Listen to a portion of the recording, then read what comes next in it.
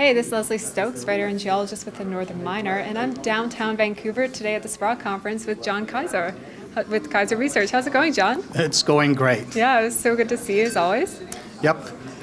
So I know that we have a lot of news coming out right now. A lot of the junior explorers are starting to get some of their news results flowing.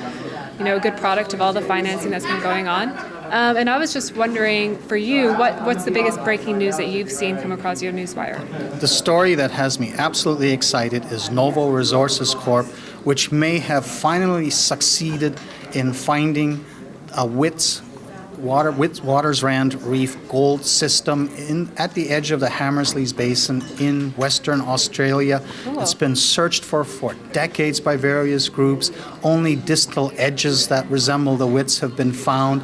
Nothing substantial, but developments in the last year, it looks like this entire system, even more up dip than exists in South Africa, has been found at the northwestern end of the Hamersley Basin, which is part of the Pilbara Craton, which was at one time attached to the Cap Valve at the same time that those 2.6 billion ounces of gold formed in the Wits Reefs. Wow, sounds pretty incredible. What kind of work are they doing right now? Well, right now they're trying to first verify that the grade of these nuggets they found where it outcrops in bedrock is high enough so that you can conceive a mine. Because there could be a billion ounces there, but if the nuggets are dispersed too much, the cost of getting them out equals the value, and you don't have a huge discovery. So it's early days in validating this.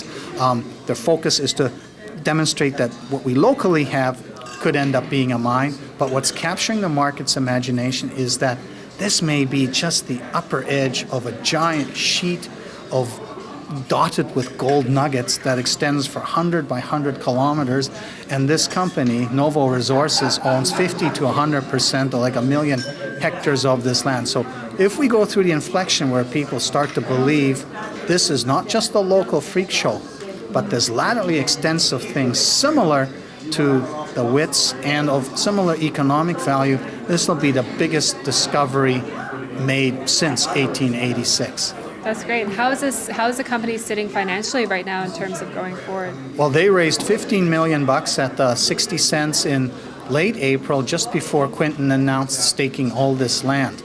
So everybody got in thinking they're funding the pre-feasibility study for the Beaton's Creek Consolation Prize, and then he unfolds this. Great. And like Eric Sprott owns 15.6% fully diluted, and you know, it's just sort of a gold type optionality play, and all of a sudden he's possibly sitting as the largest shareholder of the biggest discovery since the Wits. Great. Well, definitely John Kaiser's top pick, Novo Resources. Thank you so much, John. You're welcome, Leslie.